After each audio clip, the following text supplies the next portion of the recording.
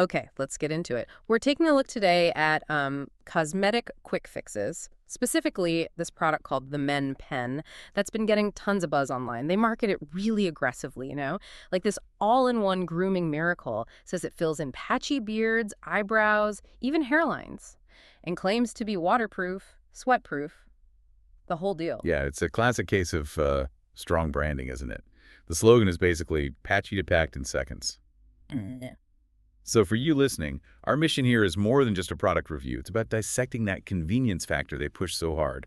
We really need to figure out if that, frankly, steep price tag around $40 matches what it actually does, or if you're mostly paying for clever marketing. Right, and the marketing really zeroes in on specific situations, doesn't it? Like the guy heading to the gym or someone dealing with serious heat, like a Midwest heat wave, as one source put it. They're selling confidence under pressure. Exactly.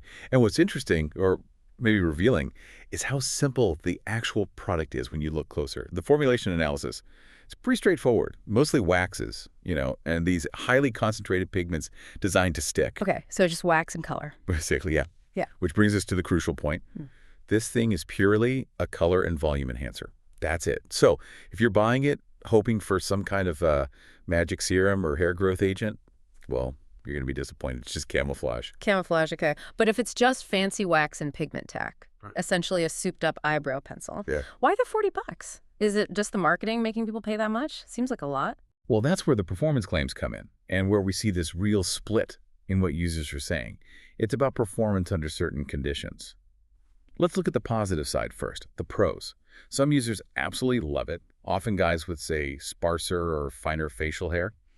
For them, that wax base seems to stick well. It hides the thin patches effectively, and they rave about the longevity, lasting through sweat, rain, tough workouts. For those guys, yeah, maybe the price feels justified. Okay, but then you've got the other side. The people who really don't rate it, what are they saying? I saw complaints about smudging, right? Or Right. the color not matching properly. Exactly. Smudging is a big one.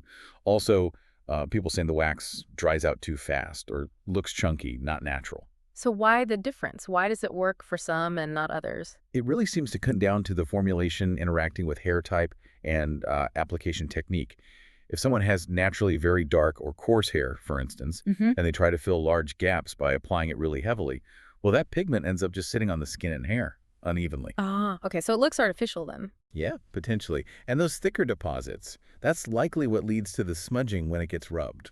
It seems to work best as an enhancer for slight patchiness, not like a major reconstruction tool. Got it. Which brings us back to that durability claim. Waterproof and sweatproof.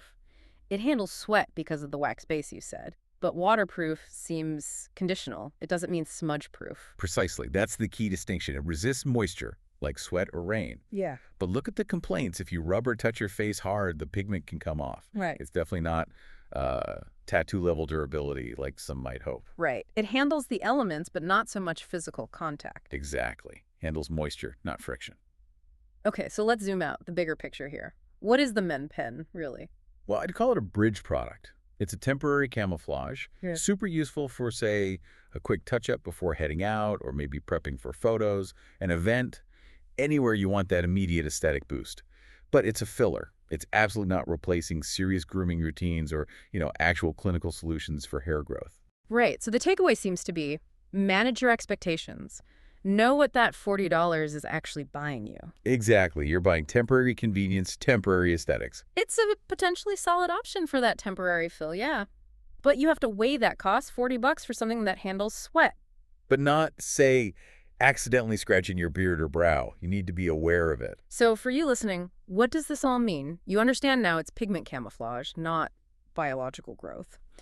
And seeing these kinds of high-cost temporary fixes out there, it makes you think, how much should you really value that instant cosmetic fix? Especially when you compare it to maybe putting that money repeatedly towards something focused on the underlying issue, if that's your goal. That's the provocative thought, isn't it? Managing expectations versus the actual application. Yeah. These instant fixes exist, they serve a purpose for some, but knowing what you're actually buying in this case, aesthetics powered by wax lets you make a much smarter choice for yourself.